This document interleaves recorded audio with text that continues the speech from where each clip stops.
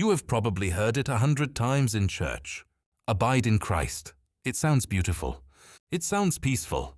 But if someone walked up to you right now and asked you what it actually means in real life, not the Sunday school answer, but the real, practical, Monday morning answer, could you tell them? Because here is the honest truth. Most Christians have been saying that phrase their entire life without ever truly understanding what it means to live it. And that misunderstanding is quietly costing them the very peace, the very strength, and the very fruit that Jesus said was available to every single one of us. Stay with me for the next 4 minutes, because John 15 is about to completely change the way you understand your relationship with God.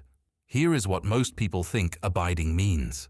They think it means reading their Bible every morning, going to church every Sunday, praying before meals, and avoiding big sins. Check the boxes, stay on the list, keep God happy, but Jesus never described abiding as a performance. He never said abide in my rules or abide in my religion. He said abide in me. That is a relationship, not a routine. And there is a massive difference between those two things. One exhausts you, the other restores you. One makes you feel like you are never doing enough. The other makes you feel like you are finally home.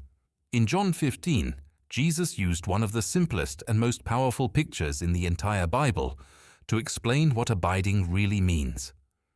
He said, I am the vine, you are the branches.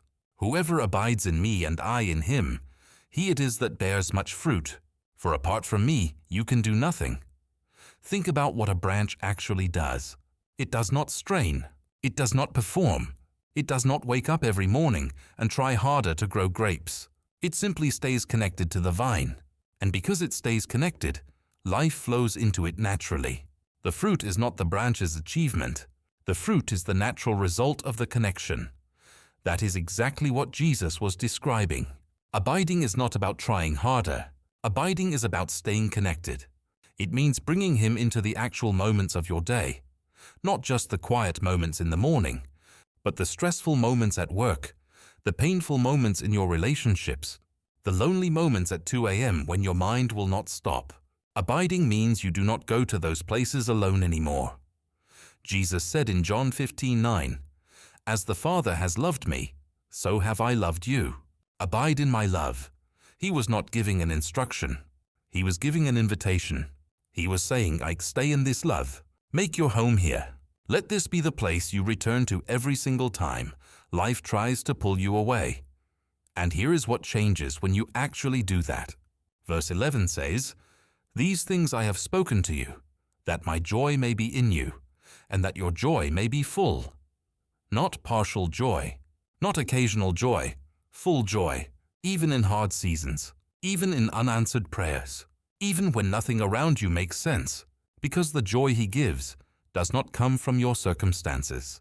It flows from the connection itself. Right now, I want you to drop in the comments the word vine, if you want to start abiding in a real and deeper way starting today. Let me see who is ready in this community. Abiding in Christ is not a discipline you master. It is a relationship you return to. Every single morning, every single hard moment, every single time life makes you feel cut off and dried out. You were never designed to carry this life alone. Jesus said the branch that stays connected bears fruit that lasts. That is not a promise for perfect people. That is a promise for people who simply refuse to let go of the vine. Stay connected. Stay close. Everything else grows from there.